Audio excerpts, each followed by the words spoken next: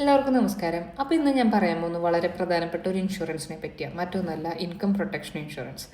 പലരും ഇഗ്നോർ ചെയ്യുന്നൊരു സംഭവമാണ് ഇൻകം പ്രൊട്ടക്ഷൻ ഇൻഷുറൻസ്. എന്നാൽ വളരെ ഇമ്പോർട്ടൻ്റ് ആയിട്ടുള്ള ഒരു ഇൻഷുറൻസും കൂടിയാണത്. എന്തുകൊണ്ടാണ് ഇത് ഇമ്പോർട്ടൻ്റ് ആയിട്ടുള്ളത്?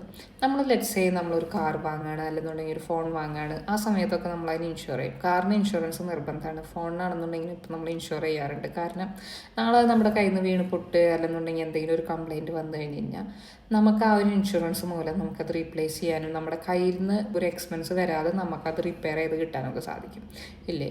സോ ഇതുപോലെ തന്നെയാണ് ഇൻകം പ്രൊട്ടക്ഷൻ ഇൻഷുറൻസും. അതായത് നമുക്ക് നാളെ എന്തെങ്കിലും ഒരു അസുഖം മൂലമോ അല്ലെങ്കിൽ ഒരു ആക്സിഡൻറ്റ് മൂലമോ നമുക്ക് നമ്മുടെ ജോലിക്ക് പോകാൻ പറ്റിയില്ല എന്നിരിക്കണം. നമ്മുടെ ഇൻകം യൂസ് ചെയ്തിട്ടാണ് നമ്മൾ നമ്മുടെ എല്ലാ എക്സ്പെൻസുകളും പേ ചെയ്യുന്നത്. എന്നാൽ ഈ ഇൻകം നിന്ന് പോയി കഴിഞ്ഞാൽ നമ്മൾ എന്ത് ചെയ്യും?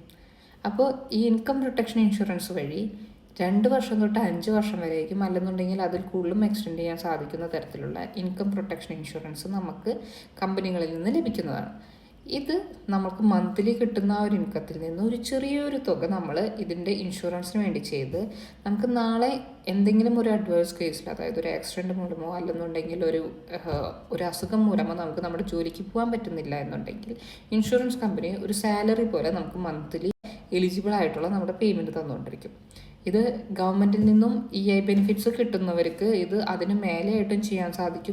അതല്ലെന്നുണ്ടെങ്കിൽ എക്സ്ക്ലൂഡഡ് ആയിട്ട് കിട്ടുന്ന ആക്സിഡൻറ്റ് ആൻഡ് സിക്നസ് ഇൻഷുറൻസുകളും ഉണ്ട്.